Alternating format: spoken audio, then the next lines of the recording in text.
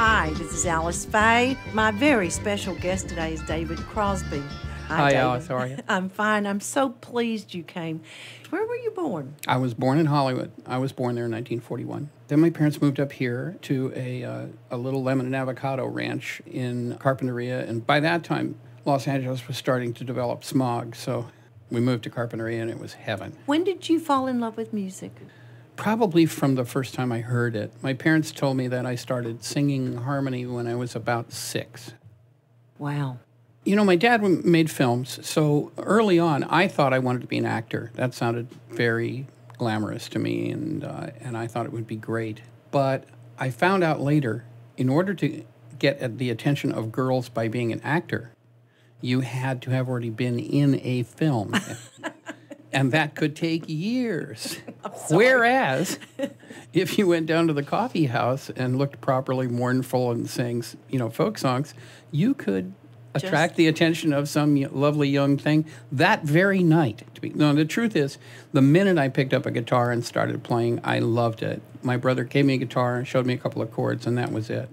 I worked for a long time in coffee houses as a solo.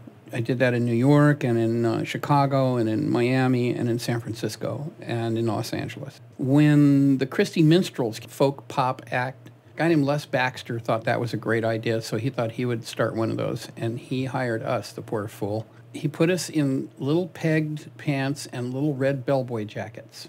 You're kidding. No, but there are pictures. And we sang okay together. We made a record, part of a record. It was interesting, taught me some things. What sort of music did you listen to? Folk music and classical. The ones that stick in my mind were Odetta and the Weavers. Senna, Senna, come and dance the hora. 1, 2, 3, 4. All the boys will envy me for Senna, Senna. When the band is playing, my heart sings. Senna, Senna. My parents used to play a ton of classical music. So music was everywhere around. Always in the house and always a very strong thing. Then, when my brother started playing guitar, my dad played a little mandolin. My mom was a very good singer. She sang in choirs all the time at church and stuff. And so we used to sing folk songs. Were there any groups, though, that you think were important? The Everly Brothers. I could sing You Dream, Dream, Dream right now. Dream, dream, dream, dream. You know someone else who I didn't realize harmonized so much and were the Beatles. Beatles were master harmony singers. I would assume that you probably met them, or no? I did. I was friends with them. They really, really encouraged my love of harmony. I was knocked out by them for a long time before I got to meet them. And they were absolute master harmony singers. The one that I have a good story about is Day in the Life. Oh, tell me. I was in London at that time when they were making Sgt. Pepper, and I was invited over to Abbey Road a number of times. The one that sticks in my head the most was a night that I was there. They were acting very strangely. They had done something when I got there. They didn't really talk to me that much. They dragged me out in the middle of the studio and sat me down on a stool. In Abbey Road, they had these speakers that looked like a coffin. They were about 8 feet tall, and they were on end, on rollers. And they rolled 2 of these things up, one on either side of me. And then they all left the room, and they went up to the control room and turned the lights down, and they played Day in the Life. They had just finished it.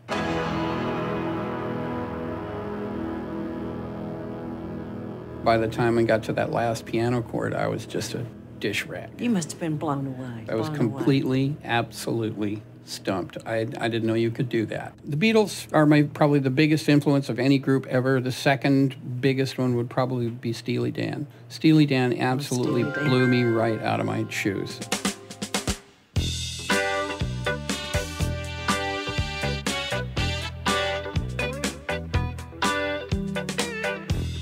They're wonderfully creative guys, and that album, Asia, was probably my favorite record. And even better as record makers than they are live. But anything off Asia would show you. Probably Josie would be the one I'd pick. There are really 4 configurations that I work in. One is my own band, CPR. The next biggest one would be Graham Nash and myself, just the 2 of us. It's Crosby Nash. Then the next biggest one is Crosby, Stills and Nash. That's probably one of the best known ones, and I still do that, and I love it dearly. And we have a long track record, and we have a very good band, and we tour a lot. We have one more, which is Crosby, Stills, Nash and Young. Every once in a while, Neil wants to do that, and he'll call us up, and then we'll go and do Crosby, Stills, Nash and Young, which is much bigger. That's playing arenas, 20,000 seaters. It's getting to the point where I'm no fun anymore. I am sorry. But that's fun too. All the different ways that I do it are fun. Now, have you played the Santa Barbara Bow? Many times. It's probably one of my most favorite places to play in the world. When you leave the concert, how do you get out without being inundated with all the fans? I mean, that can be almost dangerous sometimes. We have a lot of security, and we only see and make contact with the people we want to. After a show, I'm usually tired. I don't usually like to hang around. So what's going to be the opening song? Usually it's a song of Stevens called Carry On. It's a great opener. It's a fantastic opener. Lately, though, we've been doing Woodstock. Oh, gosh, we didn't talk about Woodstock. Good.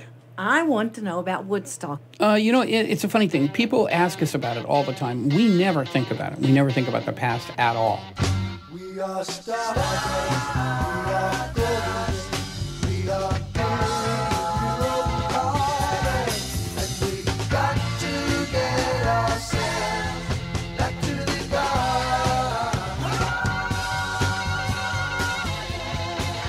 But Woodstock was an interesting thing. I think it was mostly that at that point we were all scattered hippies all over the country, and all of a sudden we saw 250,000 to 300,000 of us in one place, and we realized we were a central issue. We were not, a fringe element any longer, and we had a voice.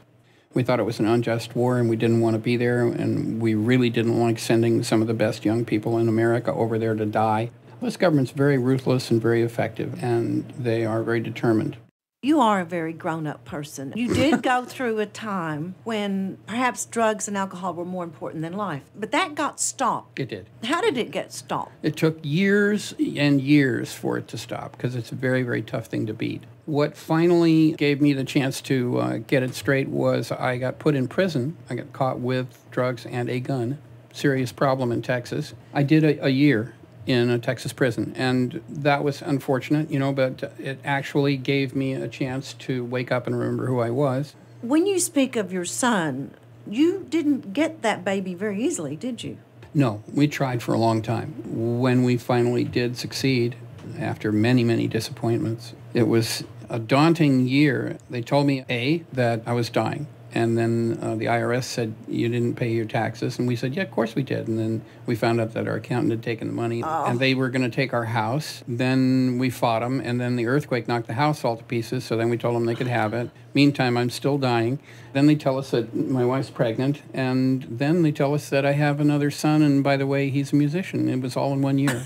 1 year's boring, 1 year's more interesting. That was a more interesting year. I mean, that is unbelievable. Yeah. Thank you so very much. It's my pleasure, Alice. Thank you. And thank you for your music. Bye.